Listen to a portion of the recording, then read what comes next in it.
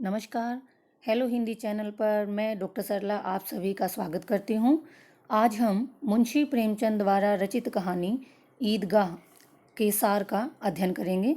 तो आइए शुरू करते हैं। ईदगाह कहानी का सार। ईदगाह कहानी प्रेमचंद द्वारा रचित एक सामाजिक एवं बाल मनोविज्ञान पर आधारित कहानी है। मुंशी प्रेमचंद की ये जो कहानी है वो बाल मनोविज्ञान, बच्चों का मनोविज्ञान कैसा होता है, और एक सामाजिक कहानी है। इस कहानी में मुंशी प्रेमचंद ने ईद के त्यौहार का वर्णन किया है, जो रमज़ान के 30 रोज़ों के बाद आती है। अब इस कहानी में जब ईद के त्यौहार का वर्णन किया गया है तो इस अवसर पर सारे गांव के लोग बड़े खुश हैं। गांव में बहुत चहल पहल है। क्यों? क्योंकि सभी के सभी जो हैं वो ईदगाह जाने की तैयारी कर रहे हैं। कहानी के मुख्य पात्र हामिद हैं और उसकी दादी अमीना है। ये दो इस कहानी में मुख्य पात्र हैं। और कहानी के जो अन्य पात्र हैं, गौण पात्र हैं, वो है महमूद, मोहसिन, नूरे और सम्मी। तो मुख्य पात्र हो गए हामिद और उसकी दादी अमीना, और गौण पात्र हैं यहाँ पर महमूद, मोहसिन, नूरे और सम्मी। अब महमूद के पास मेले में जाने के लिए उसके पास थे 11 पैसे, मोहसिन के पास थे 15 पैसे, नूरे और सम्मी के पास भी काफ़ी पैसे थे, लेकिन हामिद के पास केवल 3 पैसे थे। तो अब हम इन्हीं पात्रों के जरिए इस पूरी कहानी का अध्ययन करेंगे। तो ईद के अवसर पर जहाँ पूरे गांव में बड़ी चहल पहल थी, क्योंकि गांव के लोग जो है वो ईदगाह जाने की तैयारी कर रहे थे, अपने कपड़े जूते सब ठीक ठाक कर रहे थे। तो उसी प्रकार महमूद, मोहसिन, नूरे, सम्मी, हामिद सभी बच्चों में भी ईदगाह जाने का बड़ा उत्साह था। तो गांव के सभी लड़कों के साथ हामिद भी जो है वो शहर पहुंचता है ईदगाह का वो ईद का त्यौहार देखने के लिए। तो वो शहर पहुंचता है। रास्ते में उन्हें अदालतें, कॉलेज, क्लब, बड़ी बड़ी इमारतें दिखाई देती हैं। फिर हलवाइयों की दुकानें दिखाई देती हैं। और उसके बाद जब इमली के वृक्षों की छाया के नीचे उन्हें वो ईदगाह दिखाई देती है, जहाँ पर उन्हें पहुँचना है।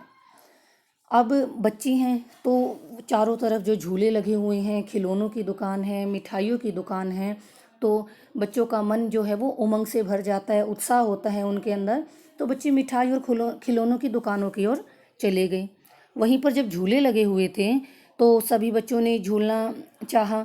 महमूद, मोहसिन, नूरे और सम्मी ने अपने कुछ पैसे खर्च करके उन्होंने झूलों का आनंद उठाया। लेकिन हामिद जो है वो व्यर्थ में इन झूलों में अपने पैसे को बर्बाद नहीं करना चाहता था। उसने सोचा कि भी फालतू में ऐसे झूलों पर चक्कर खाने के लिए इतने पैसे खर्च क्यों करें। उसके बाद बच्चों ने झूला झूलने के बाद जब वो आगे गए तो उनको खिलौनों की दुकान दिखाई दी। तो बाकी जो अन्य पात्र हैं, महमूद हैं, मोहसिन हैं, नूरे है, सम्मी हैं, तो इन्होंने मिट्टी के बने हुए खिलौने खरीदे। किसी ने सिपाही खरीदा, भिश्ती खरीदा, वकील खरीदा, मिट्टी के बने हुए खिलौने खरीदे।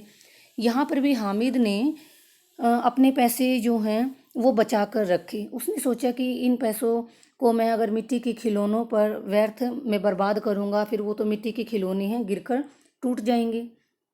तो हामिद जो हैं वहाँ पर भी अपने पैसों को खर्च नहीं करता है, लेकिन अपने दोस्तों को मिठाई खाते हुए ललचाई आंखों से उन्हें देखता जरूर रहता है। उसके बाद वहाँ कहीं थोड़ी सी दूर ही एक लोहे की दुकान थी। जब उस दुकान पर हामिद ने चिमटे को रखा हुआ देखा, तो वहाँ पर वो रुका और उसने सोचा, उसके मन में ख्याल आया कि जब उसकी दादी उसके लिए रोटियां बनाती हैं, रोटियां सेकती हैं, तो उसका हाथ जल जाता है। तो क्यों ना मैं दादी के लिए यहाँ से चिमटा ले लूँ। बाकी सभी बच्चे तो जो है मिठाइयाँ खा रहे थे, शरबत पी रहे थे, आनंद उठा रहे थे, लेकिन हामिद के मस्तिष्क में कुछ और ही विचार चल रहे थे। तो उसने सोचा क्यों ना मैं दादी के लिए चिमटा खरीद लूँ। तो दुकानदार के पास जाकर उसने पूछा कि ये चिमटा कितने पैसे का है।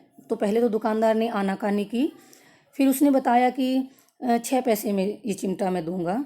हामिद ने सोचा कि मेरे पास तो इतने पैसे नहीं हैं। हामिद ने उसे कहा कि मैं 3 पैसे में चिमटा आप 3 पैसे में मुझे चिमटा दे दीजिए। लेकिन दुकानदार भी मान गया और उसने 3 पैसे में हामिद को वो चिमटा दे दिया। अब हामिद ने वो चिमटा लिया और उसे अपने कंधे पर इस प्रकार सजा, इस प्रकार एक बंदूक की भांति रखा, मानो भी जैसे उसके पास कोई खजाना उसके हाथ लग गया हो, और वो उस चिमटे को लेकर अपने दोस्तों के पास पहुंचा। पहले तो मोहसिन ने, महमूद जो उसके दोस्त थे, उन्होंने इस चिमटे को देखकर उसका मजाक भी उड़ाया। लेकिन हामिद ने अपने इस चिमटे का इस तरह बखान किया कि उस चिमटे ने सभी लड़कों का मन मोह लिया। अब बाकी बच्चे जो हैं वो चिमटा खरीद भी नहीं सकते थे। क्यों? क्योंकि उन्होंने अपने सारे पैसे तो खाने पीने में और झूला झूलने में, मिट्टी के खिलौने खरीदने में खर्च कर दिए थे, और वैसे भी वो मेले से काफ़ी दूर आ गए थे, तो वो अब चिमटा वो खरीद भी नहीं सकते। लेकिन वो सब हामिद से मिन्नतें कर रहे थे कि वो चिमटा मुझे दिखा दे, मुझे दिखा दे। अब धीरे धीरे वो 11 बजे के आसपास वो लोग अपने गांव पहुँचे। अब मोहसिन ने जो भिश्ती खरीदा था, मिट्टी का खिलौना था उसका भिश्ती, वो जब उसकी बहन ने उससे ले लिया और वो खुशी से जैसे ही उछली तो भिश्ती उसके हाथ से नीचे गिर गया और वो मिट्टी का खिलौना टूट गया। ऐसे ही नूरी ने जो मिट्टी का वकील खरीदा था वो भी टूट गया और मिट्टी में ही मिल गया। उनके मिट्टी के खिलौने वे खरीदे, सब टूट गए, लेकिन हामिद का चिमटा सलामत था, यूं का यूं था। अब जब हामिद के हाथ में उसकी दादी ने चिमटा देखा तो उसने पूछा कि चिमटा कहाँ से आया। उसने कहा, दादी आपने जो मुझे 3 पैसे दिए थे, मैंने उन्हीं से ये चिमटा खरीदा है। अब दादी को पहले तो बहुत गुस्सा आया कि तुम मेले में गए, तुमने वहाँ पर कुछ खाया पिया नहीं, कुछ मिठाइयाँ नहीं खाई, झूले नहीं झूले, कुछ भी आनंद नहीं लिया, और तुम ये चिमटा उठा कर ले आए हो। तब हामिद ने ये जवाब दिया कि दादी तुम्हारी उंगलियां खाना बनाते समय तवे पर जल जाती थी, इसीलिए मैं ये चिमटा आपके लिए खरीद कर लाया हूँ।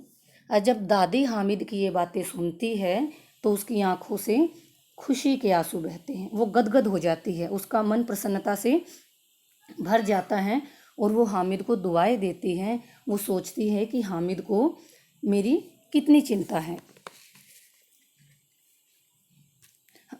तो इस हामिद को मेरी कितनी चिंता है, दादी ऐसा सोचती हैं।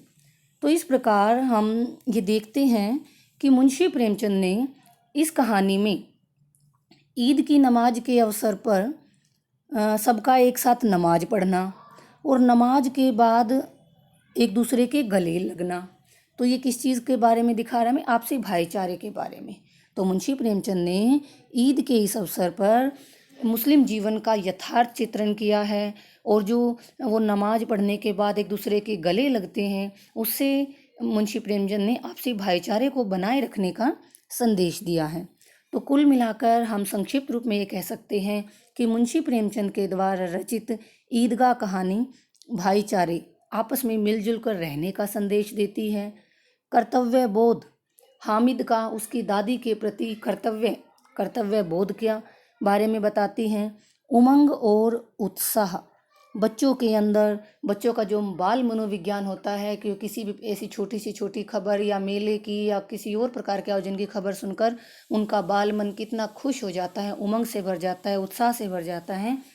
तो मुंशी प्रेमचंद ने इस कहानी के माध्यम से इन सभी कर्तव्य बोध को, उमंग उत्साह को, भाईचारे की भावना को सजीवता से चित्रण किया है।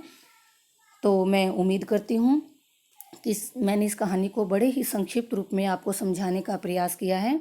वैसे तो कहानी का कलेवर इतना विशाल होता है, इतनी बड़ी कहानी होती है, तो उसको इतने कम शब्दों में समझा पाना मुश्किल तो है, लेकिन मैंने प्रयास किया है कि आपको संक्षिप्त रूप में ये कहानी समझ में आए।